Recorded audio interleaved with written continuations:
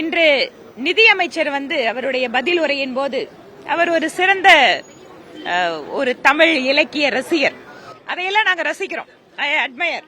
நல்லபடியா புராணங்கள்ல இருந்து பக்தி இலக்கியங்கள்ல இருந்து ஒரு திராவிட மாடலுடைய அமைச்சர் அந்த அழகான உவமைகளோடு கவித்துவமான அந்த ரசனையோடு அவர் உரையாற்றுவதெல்லாம் நாங்க ரசிக்கிறோம். ஆனால் இன்று தமிழகத்திலே அத்தனை துறைகளிலேயும் ஆட்கள் பற்றாக்குறை இருக்கிறது.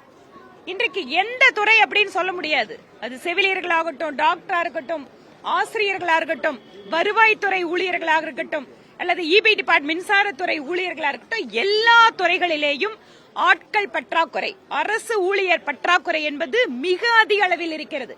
அதை பற்றி 1% கூட இந்த நிதிநிலை அறிக்கையில எந்த ரெஃபரன்ஸும் இல்ல. இதெல்லாம் இந்த மாதிரி ஒரு சில உதாரணங்கள் எங்களால சொல்ல முடியும். அதனால் நிதிநிலை அறிக்கையில் அமைச்சருடைய தமிழும் பக்தியும் கலந்த அவருடைய உரையை ரசித்தோம்.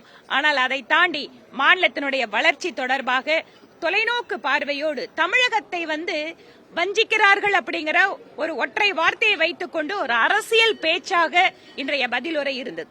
அவருடைய முழுமையான பதிலுரையை பாத்தீங்கன்னு சொன்னா திரும்ப திரும்ப அவர்களுடைய நிர்வாக திறமையின்மைக்கு மத்திய அரசாங்கத்தினுடைய நிதியுதவி இல்லை என்பதுதான் ஒரே பதிலாக இருக்கிறது.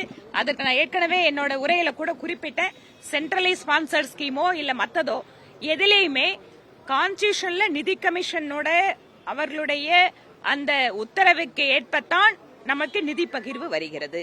நிதி கமிஷன் அப்படிங்கிறது ஒரு இண்டிபெண்டா அரசாங்கம் அந்த பாடி கொடுக்கக்கூடிய அந்த ஷேர் அப்படிங்கிறது எல்லாத்துக்கும் பொருந்தும்.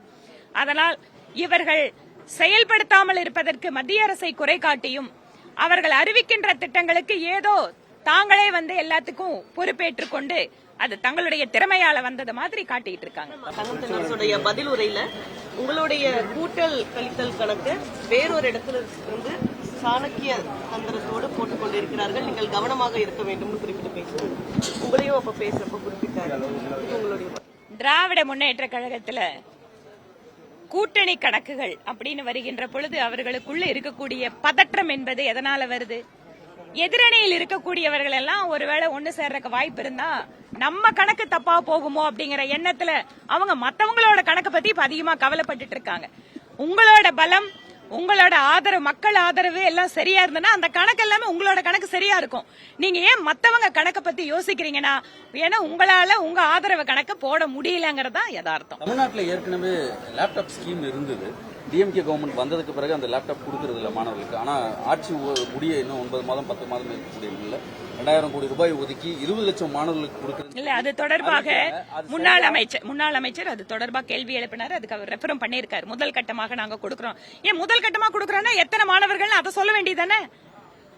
நாங்க 2000 கோடி ஒதுக்குறோம். அதுல எத்தனை லேப்டாப்பை எந்த அளவு ஸ்டூடெண்ட்ஸ் சொல்லணும். நீங்க அடுத்த 5 வருஷத்துல 1 கோடி மாணவர்கள் கொடுக்கறங்கிறத அந்த 1 கோடி எதுக்கு இங்க ரெஃபர் பண்றீங்க? இதெல்லாமே இந்த பூசுத்துற வேலை. அது இல்ல ஓராண்டு காலத்துல கொடுத்து முடிச்சிட முடியுமா? எதனால அது இப்ப அறிவிக்கிறாங்க நீங்க நினைக்கிறீங்க? தேர்தல் நேரம்.